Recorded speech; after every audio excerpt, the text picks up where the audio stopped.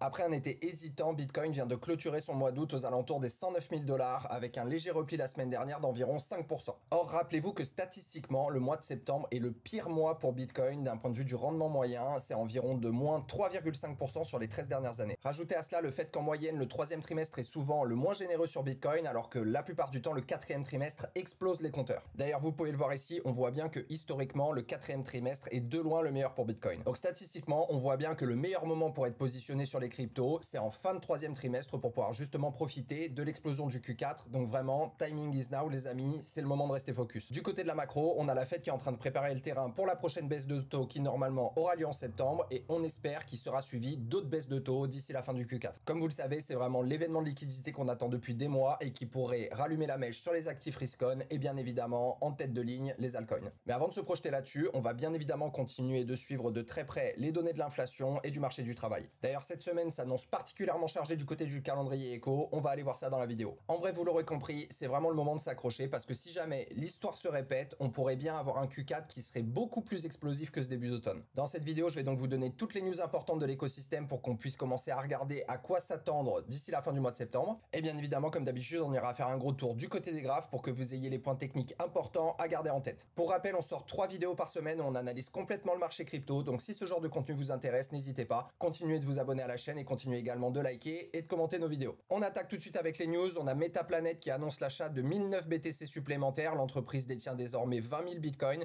D'ailleurs, toujours du côté de Metaplanet, ils prévoient de lever 3,8 milliards de dollars pour acheter davantage de BTC, sachant que leur objectif c'est de posséder 100 000 BTC d'ici fin 2026. Du côté de la Thaïlande, on a Jason Fang qui est le fondateur de Sora Venture qui est nommé PDG de DV8 Public, qui est une société cotée en bourse en Thaïlande, et il prévoit de faire une micro-stratégie thaïlandaise axée sur le bitcoin. Ça bouge aussi du côté du Japon. On a le salon de manucure japonais qui s'appelle Convano qui annonce une stratégie d'acquisition quand même de 3 milliards de dollars de bitcoin via un plan d'acquisition en 3 phases visant 21 000 BTC d'ici 2027. Une métrique de plus qui nous montre qu'on est à mon avis loin d'avoir eu le top sur Bitcoin. On a les adresses BTC qui détiennent plus de 100 BTC qui atteignent un record historique. Les baleines achètent à un rythme sans précédent en ce moment. Ça avance aussi énormément du côté des Émirats Arabes Unis. On a la société immobilière des Émirats Arabes Unis RAK Property qui accepte désormais Bitcoin et crypto comme moyen de paiement. Bonne nouvelle également du côté de l'Australie. On a Coinbase et OKEx qui lancent des produits Bitcoin et crypto qui ciblent le système de retraite australien évalué à 2800 milliards de dollars. On continue avec Ethereum qui nous a fait quand même une perf remarquable sur ce Q3 et qui finit justement son troisième trimestre avec plus de 80% de hausse. On dirait bien aussi qu'il y a vraiment un truc qui est en train de se passer du côté de Hong Kong. On a la Banque de Chine qui s'apprête à lancer son propre stablecoin à Hong Kong.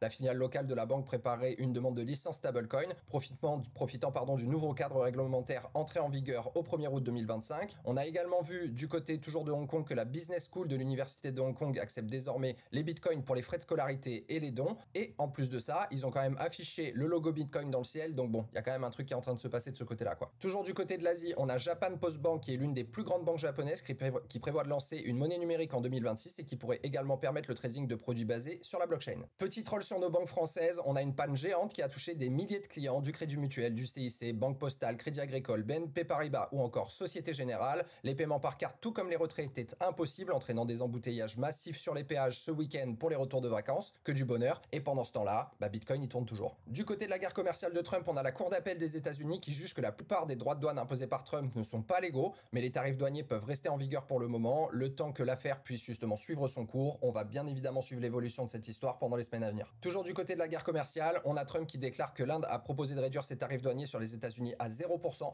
alors que je vous rappelle qu'il y avait quand même une petite guéguerre qui était en train de se mettre en place entre les États-Unis, l'Inde et la Russie. Du côté des politiques monétaires de la Fed, on a Jérôme Powell qui continue de se prendre la pression par Trump, qui déclare que les prix sont en baisse aux États-Unis et qu'il n'y a pratiquement pas d'inflation. D'ailleurs, si on se fait un petit tour rapide du côté de Trueflation, on voyait l'inflation qui était vraiment en train de remonter et là qui nous montre un retour au sud assez brutal, donc ça plutôt bon. Ça va nous donner justement de la confluence pour avoir une potentielle baisse de taux qui est encore plus probable au niveau justement du prochain FOMC de septembre. Comme je vous le disais en début de vidéo, semaine très chargée au niveau du calendrier économique. Cet après-midi, on va avoir le PMI manufacturier, on a l'indice PMI, on a demain le rapport sur les nouvelles offres d'emploi, jeudi on aura les créations d'emplois non agricoles, on a les inscriptions hebdomadaires au chômage, le PMI service, et on aura également vendredi la création d'emplois dans le secteur non agricole et le taux de chômage, donc vraiment beaucoup de métriques importantes qui vont sortir cette semaine. Et bien évidemment, du côté de la probabilité de baisse des taux, tout est toujours plutôt pas mal de notre côté, on est pratiquement à 90% de chances de voir les taux baisser au prochain FOMC de septembre. Ça bien évidemment, ça va rester à voir en fonction justement des métriques qui vont notamment sortir cette semaine. Du côté des indices US, on a le SP500 qui attaque cette semaine légèrement à la baisse, qui est aux alentours de 6460 points, donc toujours quand même très très proche de son ATH. Même chose au niveau du Nasdaq qui lui pour le coup n'est pas venu faire un nouveau plus haut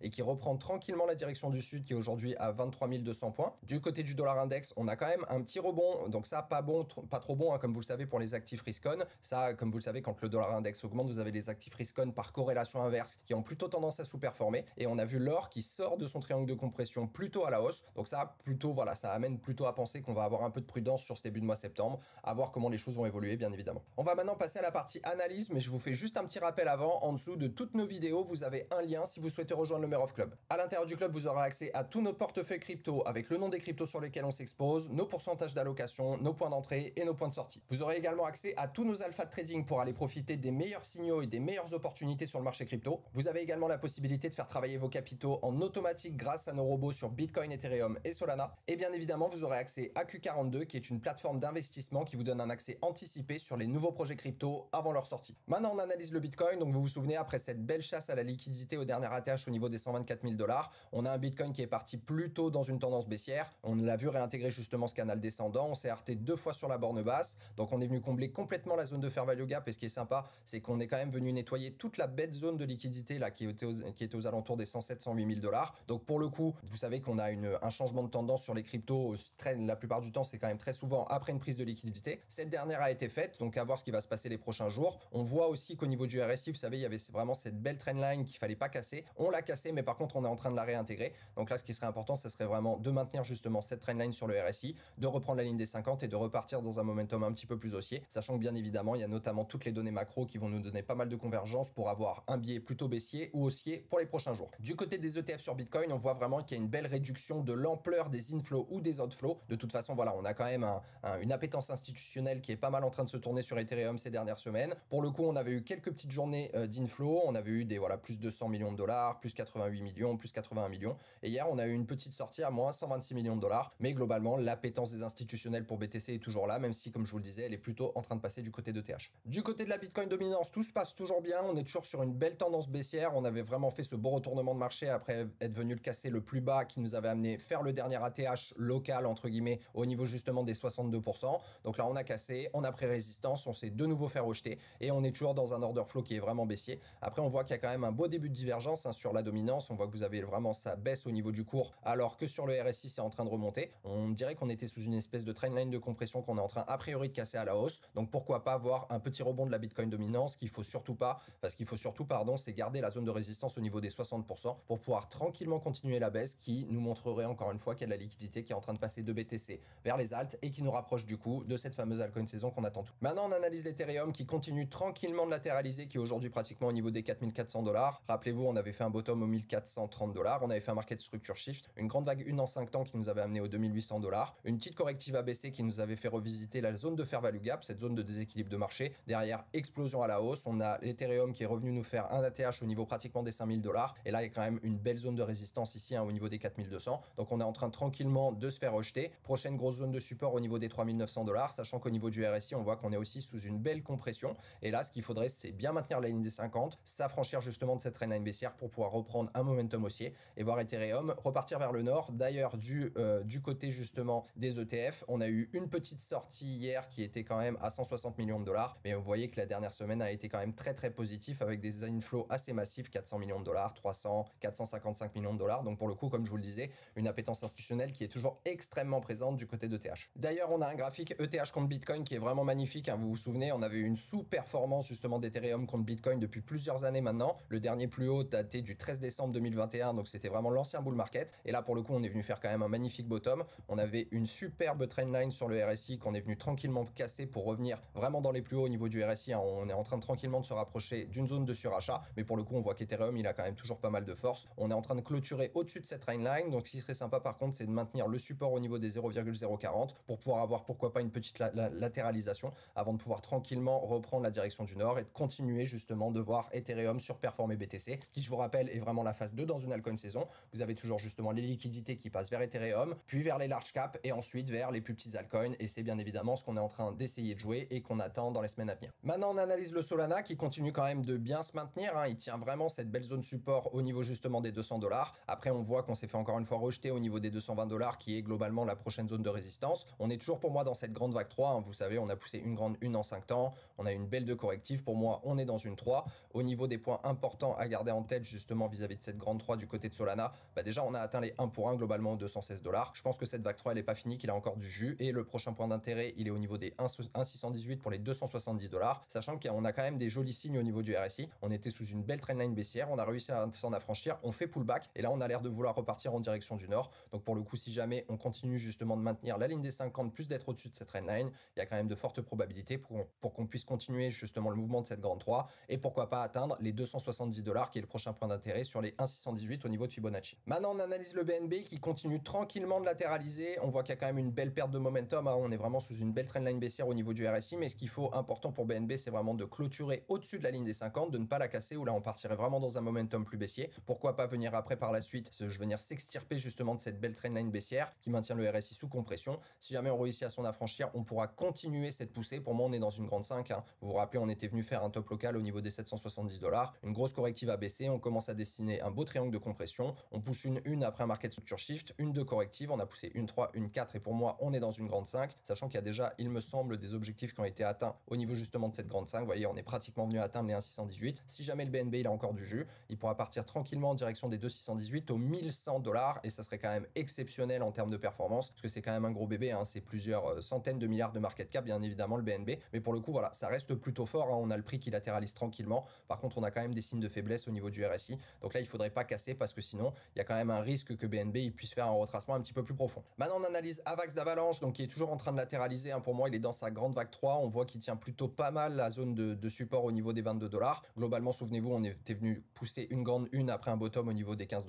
On était venu taper la zone de résistance au niveau des 27, une belle corrective à baisser. On fait un retour en zone de rechargement de longue de tout le premier mouvement. On repart à la hausse. Donc pour moi, on est vraiment dans cette grande 3. Au niveau du RSI, on voit qu'on est sous une belle compression. On a clôturé en dessous des 50. On l'a reprise et là, on est au niveau justement de cette trendline. Donc là, ce qui est important, c'est qu'on puisse réussir à s'en affranchir pour reprendre la direction du nord. Et là, on pourra justement, à mon avis, continuer de cette grande 3 et repartir dans un momentum un peu plus haussier. Les points importants à garder en tête justement du côté d'Avax d'Avalanche pour cette grande 3, on a déjà pratiquement atteint les 1 pour 1. On les a atteints d'ailleurs. Moi, je pense qu'on a largement la force d'aller tirer jusqu'au 1,618, qui est une prochaine grosse zone de résistance globalement au niveau des 34 $ sur Avax. Maintenant, on analyse le SUI qui lui aussi latéralise tranquillement, qui est en train vraiment de pas mal tenir sa zone de support au niveau des 3,22 $. Souvenez-vous, on était venu faire un bottom globalement au niveau des 1,85 $. On avait fait une première grosse poussée jusqu'aux 4 $, une belle corrective en ABC. On était revenu en zone de rechargement de longue de tout le premier mouvement. On était reparti à la hausse et là derrière, de nouveau, je pense qu'on est toujours également dans cette grande 3. On voit qu'on a une belle correction, une belle compression, pardon, au niveau du RSI. On est sous trendline.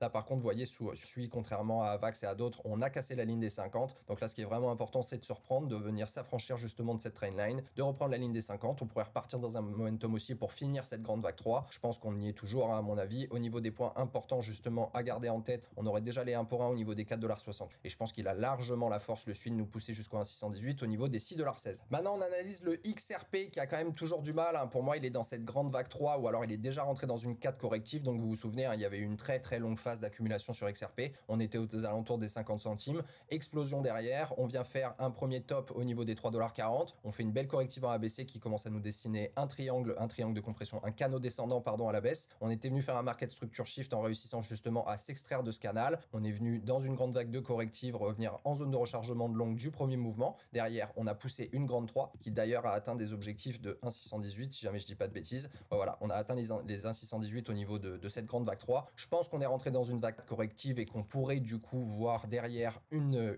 ultime poussée en vague 5, sachant que ce qui a déjà été atteint au niveau justement de cette grande vague 3, vous voyez, on est en train de retravailler la zone des 50, donc ça serait une belle correction ABC en flat, hein, pas en zigzag. Si jamais on est dans une correction zigzag, on pourrait retourner chercher la zone de rechargement de longue globalement entre les 2,56 et les 2,25 $ sur XRP, avant justement de faire cette dernière grande vague 5, cette dernière poussée. Donc du coup, si jamais on avait placé un bottom au niveau de cette vague 4, on pourrait aller chercher des points de 0,786 au 4,35, 1 pour 1 au 4,80 $, 1,618 au 6 $, sachant que sincèrement, j'ai quand même pas mal de doutes sur le fait qu'il aille aussi haut. C'est déjà aussi un sacré bébé XRP, hein. Je crois qu'on est aux alentours de 180 milliards de market cap, donc je pense que le gros de la poussée a quand même été fait. Je pense que déjà si ça arrive au 80, ça sera déjà une perf assez énorme, mais pour le coup ça fait pas partie des cryptos sur lesquels on est exposé en portefeuille. On pense que le risque rendement est pas hyper intéressant, il est quand même très haut, toujours le XRP, et vous avez quand même un risque qui est encore significatif. Maintenant on analyse le link, on fait plutôt les grosses caps dans cette vidéo. Donc vous vous souvenez, là on est en 3 jours après une grosse phase d'accumulation qui a été globalement entre les 4,70 $ et les 9 $. On a eu une explosion à la hausse après un market structure shift, une première vague 1 qui nous a poussé jusqu'aux 22 $, une corrective à baisser, un retour en zone de rechargement de longue de tout le premier mouvement. On repart à la hausse, on se fait repousser par la zone de résistance des 31 $. De nouveau une belle corrective à baisser qui nous a également ramené en zone de rechargement de longue justement du dernier mouvement. Et là je pense qu'on est encore reparti à la hausse. Il tient quand même plutôt très bien sa zone de support au niveau des 23 $, le link, sachant qu'on était sous une belle compression au niveau du RSI. On a cassé la trendline, on a repris la zone des 50. Donc là on est en train de repartir tranquillement en direction du sud, mais globalement on voit le link qui a toujours quand même beaucoup de force. Après bien évidemment ça c'est un bêta d'Ethereum, forcément il profite justement de toute l'attraction qu'a eu Ethereum sur ces derniers jours, mais pour le coup c'est quand même assez fort du côté de Link. Je pense qu'on est justement dans cette grande 1, 2, 3, 4, pour moi on est dans la grande 5 après une belle 4 corrective. Donc je pense que les prochains points importants à garder en tête, ça serait les 1 pour 1 au niveau des 35 $. Si jamais on va chercher les 1,618, on montera au niveau des 51 $ sur Link, et si jamais les 2,618, j'en suis pas certain parce que pour le coup c'est aussi déjà une grosse market cap, c'est quand même un gros bébé. Link, il y aurait les 2,618 au niveau des 77 $, mais bon je pense que déjà si on atteint les 1,618 à 50 $, on retourne pratiquement sur un ATH, ça sera déjà une sacrée perf du côté de Link. Donc comme je vous le disais dans cette vidéo, plutôt les grosses caps, on va quand même finir par le MOG parce que vous me l'avez demandé dans les commentaires. D'ailleurs comme d'habitude n'hésitez pas à dropper-moi en commentaire le nom des cryptos que vous voulez que j'analyse dans les prochaines vidéos. Et globalement le MOG, donc vous vous souvenez, on était venu faire un petit bottom au niveau des 0,6022, on pousse une grande 1 en 5 temps qui nous amène globalement sur la zone de résistance au niveau des 0,5012, une belle corrective à baisser, on vient tout juste toucher la zone de rechargement de longue de tout le premier mouvement. Derrière on repart à la hausse, on a atteint les 1 pour 1, a priori on serait dans cette grande 4 corrective qui nous ramène travailler toute la zone toute la zone de déséquilibre de marché. Donc on a pratiquement retracé 100% de ce mouvement, mais globalement on tient quand même bien la zone de support au niveau des 0,6078 et on est sous une belle trendline de compression au niveau du RSI. Il semblerait qu'on ait envie de casser. Je pense que quand on va casser, on pourra repartir justement dans cette grande 5. Les objectifs intéressants à regarder justement du côté de MOG, si jamais on a bien fini cette grande 4 corrective, ça serait d'aller chercher déjà au moins les 1 pour 1 au niveau des 0,5024, voire déjà les 1,618 au niveau des 0,5035, et si jamais il y a vraiment de la force, on pourra aller prendre les 2,618 au niveau des 0,5052 du côté de MOG. Voilà les amis, c'est tout pour moi. J'espère que cette vidéo vous a plu. Comme d'habitude, n'hésitez pas à liker, à commenter et à vous abonner à la chaîne si vous voulez voir plus de contenu comme celui-ci. Puis comme d'habitude, je vous rappelle que tout ce que j'ai dit dans cette vidéo n'étant un conseil en investissement, je vous partage juste mon avis, mais faites bien vos propres recherches, gérez bien votre risque et surtout n'investissez que ce que vous êtes prêt à perdre. Puis comme je vous le disais en début de vidéo, je pense que s'il y a bien un moment pour focus, c'est maintenant. Il y a quand même des chances que Q4 soit complètement explosive et complètement dingue d'un point de vue des rendements sur le marché des cryptos. Donc concentrez-vous, loadez bien vos bagues et puis vous pourrez être fiers de vous dans quelques mois une fois qu'on atteindra le top du cycle. Prenez bien soin de vous, que les marchés vous soient favorables et on se retrouve dans une prochaine vidéo.